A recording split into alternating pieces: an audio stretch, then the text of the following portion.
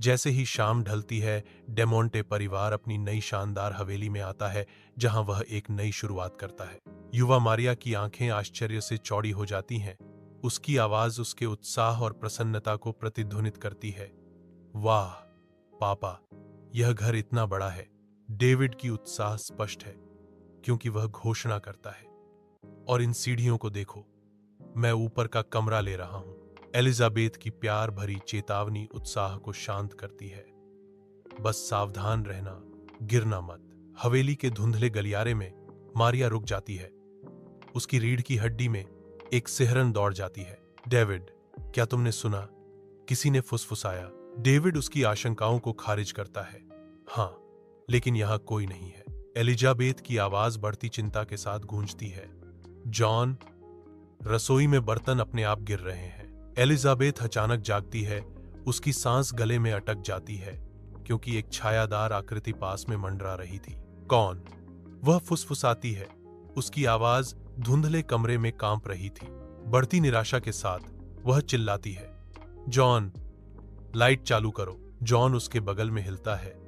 उसकी आवाज नींद से भरी हुई है, क्योंकि वह उसे आश्वस्त करता है, यहां कुछ भी नहीं है, तुम सपना देख रही होगी। हल्की चांदनी लंबी छाया डालती है। उनकी आंखों पर खेल खेलती है, क्योंकि डर एलिजाबेथ को जकड़ लेता है।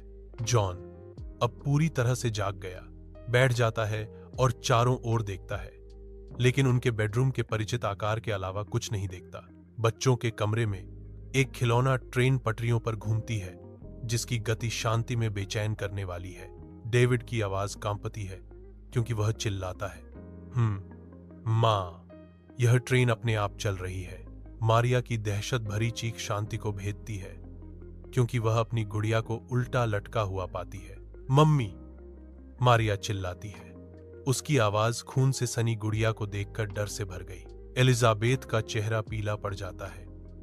उसका शरीर कांप जाता है, क्योंकि वह सामने के भयावह दृश्य को देखती है।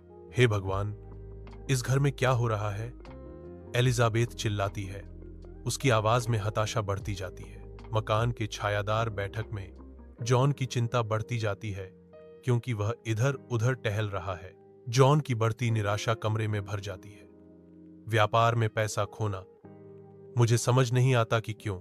एलिजाबेथ की बुखार वाली हालत कमरे पर एक छाया डालती है।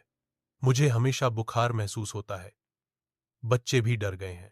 मारिया के ठंडे शब्द रात में गूंजे, पापा, इस घर में कोई है। डेविड फुसफुसाते हैं, उनकी गहरी आशंकाओं की पुष्टि करते हुए।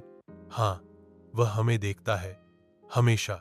जैसे ही अदृश्य आंखें छाया से देखती हैं, हवेली का बैठक कक्ष बढ़ते डर का मंच बन जाता है। भव्य हवेली के अंदर एक भयानक अनुष्ठान शुरू होता है, क्योंकि पादरी एक अपवित्र उपस्थिति महसूस करता है।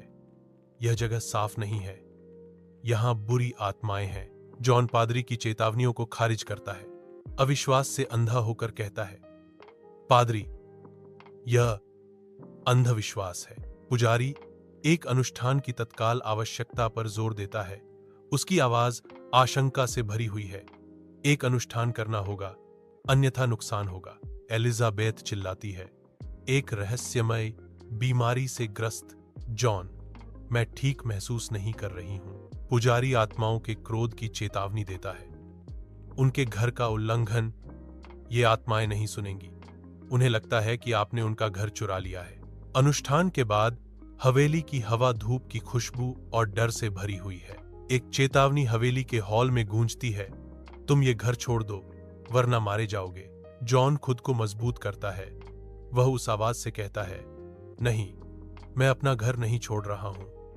यह सब दिमाग का एक धोखा है। एलिजाबेथ अपने हाथ मरोड़ती है। उसकी आवाज डर से कांप रही है। जॉन, मुझे डर है। बच्चों के बारे में सोचो। जॉन का विद्रोही रुख मजबूत होता है, क्योंकि वह चिल्लाता है, हम कहीं नहीं जा रहे हैं। डेमोंटे परिवार हवेली से बाहर निकलता है। वो देखते हैं घर का मुख्य दरवाजा जल हुआ है। जॉन कार में बैठ जाता है। उसकी आंखें हवेली पर टिकी रहती हैं। दुख से भरी आवाज में जॉन फुसफुसाता है, यह घर अब कभी हमारा नहीं होगा। एक धुंधली फुसफुसाहट गूंजती है। अदृश्य, सभी के लिए अनसुनी सिवाय एक के। डेविड की मासूम आवाज रात में गूंजती है, पापा, वे हमें बुला रहे हैं।